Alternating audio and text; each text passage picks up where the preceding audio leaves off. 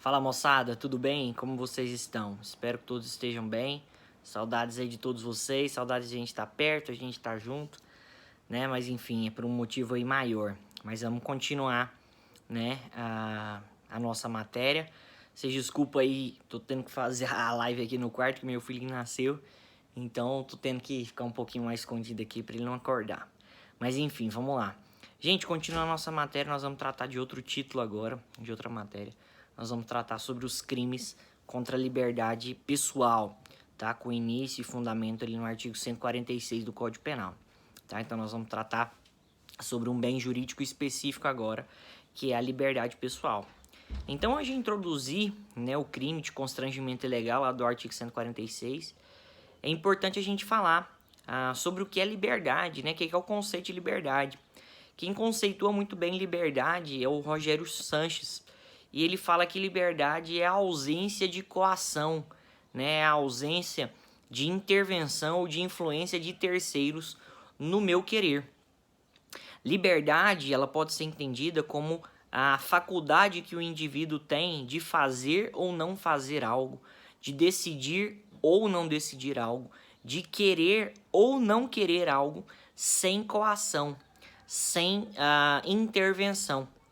Então, a liberdade é a possibilidade, a faculdade que uma pessoa tem de agir ou não agir segundo o que ela entende, sem ser coagida, né? Ou sem ser influenciada, ou sem ser constrangida por outra pessoa.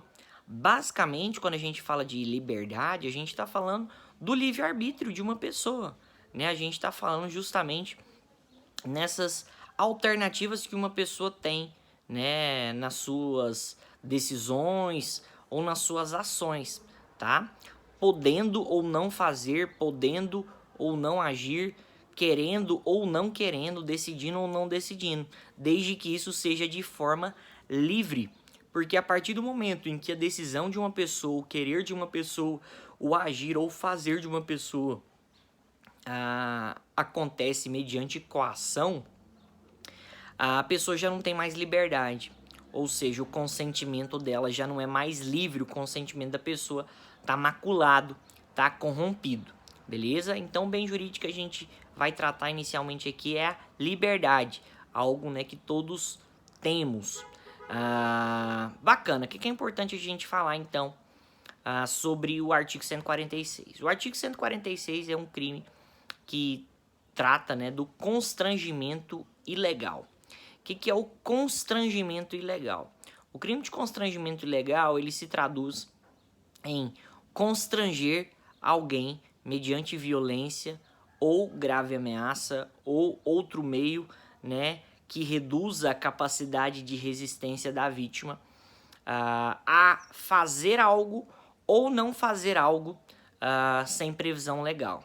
Beleza? Então, artigo 146, crime de constrangimento ilegal, consiste no crime, né, na conduta de constranger alguém mediante violência ou ameaça ou outro meio que reduza a capacidade de resistência da vítima em fazer ou não fazer algo contra a disposição expressa em lei. Beleza? Então, primeira coisa que eu queria falar com vocês. É importante a gente ter como fundamento a Constituição Federal. A Constituição Federal, lá no artigo 5º, inciso 2, né, com certeza vocês já devem ter visto esse inciso, né, o artigo 5º da Constituição Federal trata dos direitos e garantias fundamentais. E no inciso 2, a gente tem ali, né, o princípio justamente da liberdade, né? O princípio entendido também como princípio da legalidade, no caso a legalidade privada. O que diz o artigo 5º, inciso 2? Ninguém poderá ser obrigado a fazer ou deixar de fazer, senão em virtude de lei.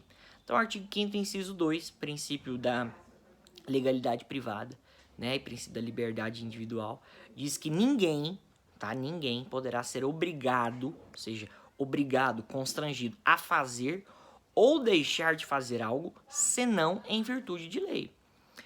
Ou seja, o indivíduo, gente, ele tem liberdade de fazer ou deixar de fazer tudo aquilo que ele quiser, salvo, tá, quando previsto em lei.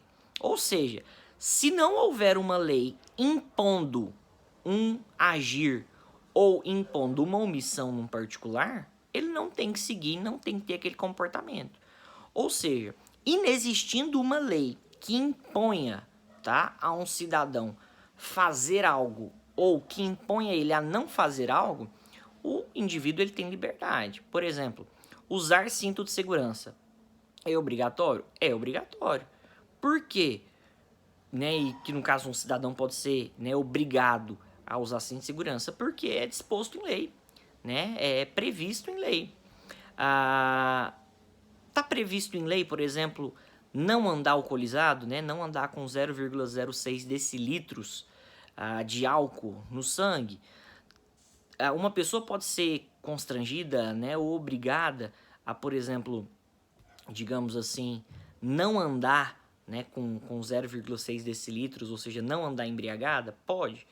Pode, porque a lei prevê, tá, esse não fazer. Ou seja, se a pessoa andar, né, com algum veículo com álcool, né, na proporção de 0,6 decilitros no sangue, essa pessoa pode ser multada e mais que isso ela comete, né, um crime, beleza? Ou por exemplo, uma pessoa pode ser impedida de andar nua na rua? Pode, pode. Porque se a pessoa anda nua na rua, ela comete um crime, que é o crime de ato obsceno, lá do artigo 237 do Código Penal. Ou seja, ela só pode ser obrigada a pôr roupa porque é previsto em lei. Essa conduta é uma conduta criminosa, beleza? Então, bacana. Importante a gente partir dessa premissa aí. Ninguém pode ser obrigado a fazer ou deixar de fazer nada, senão quando houver previsão legal, beleza? Então, bacana. O que é importante a gente falar, então?